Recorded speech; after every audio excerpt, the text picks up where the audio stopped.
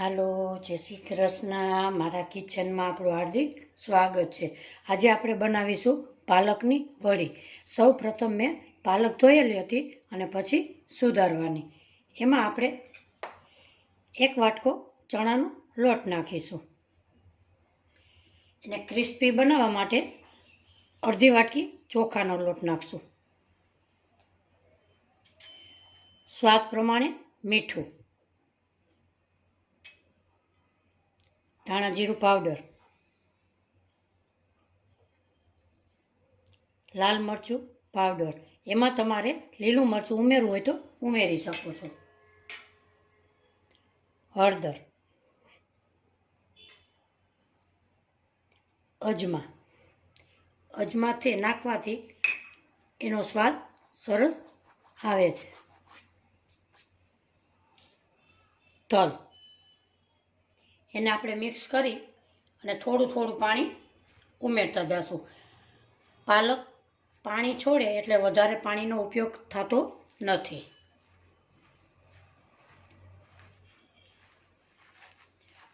થોડું થોડું પાણી નાખી અને લોટ બાંધીશું.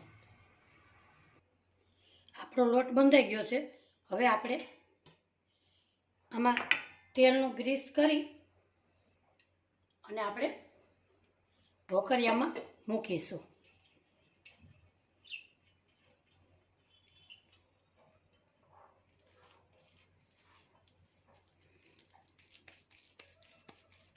આવી રીતે ગોળ ગોળ બને એવી રીતે આપણે મુઠિયાની જેમ વારીને મૂકીશું. મૂકવા ટાણે વચ્ચે આપણે જગ્યા રાખીશું.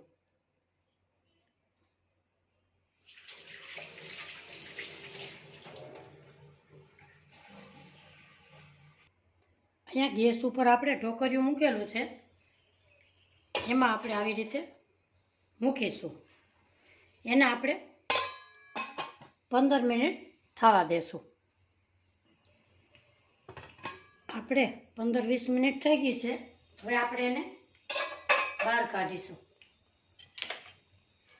એક પ્લેટમાં બહાર કાઢીશું.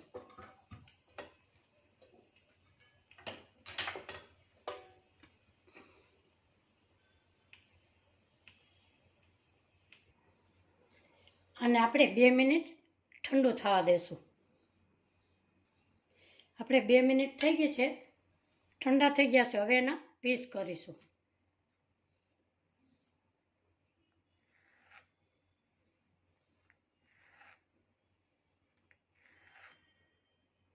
આવી રીતે આપણે અહીંયા બધાય પીસીસ કરી લીધા છે. હવે સેલો ફ્રાય કરીશું.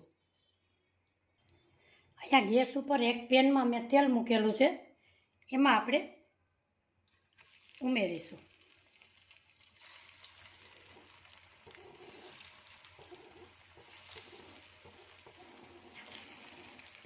આજની રેસીપી મારી જોતા હોય તો લાઈક કરજો, શેર કરજો, સબસ્ક્રાઈબ કરી બેલ આઇકનના બટનને જરૂરથી દબાવજો. મારી નવી નવી રેસીપીના નોટિફિકેશન તમને મળતા રહે.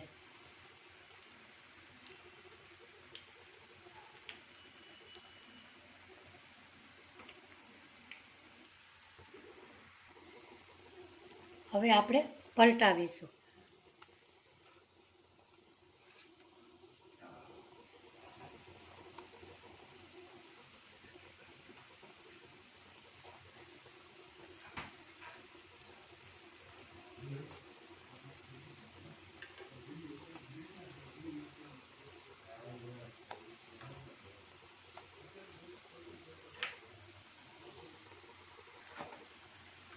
હવે આપણે બહાર કાઢીશું.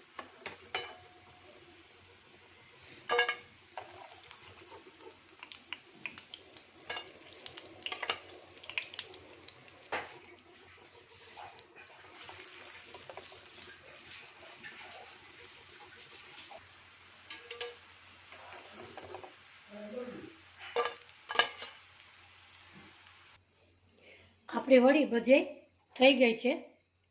આપણે જોઈએ ખાવામાં બહુ સ્વાદિષ્ટ અને ટેસ્ટફુલ લાગે છે. આજની મારી રેસીપી તમને ગમી હોય તો લાઈક કરજો, શેર કરજો, સબસ્ક્રાઈબ કરો, બેલ આઇકનના બટનને જરૂરથી દબાવજો. ફરી મળીશું એક નવી રેસીપીમાં. આવજો. જય શ્રી કૃષ્ણ.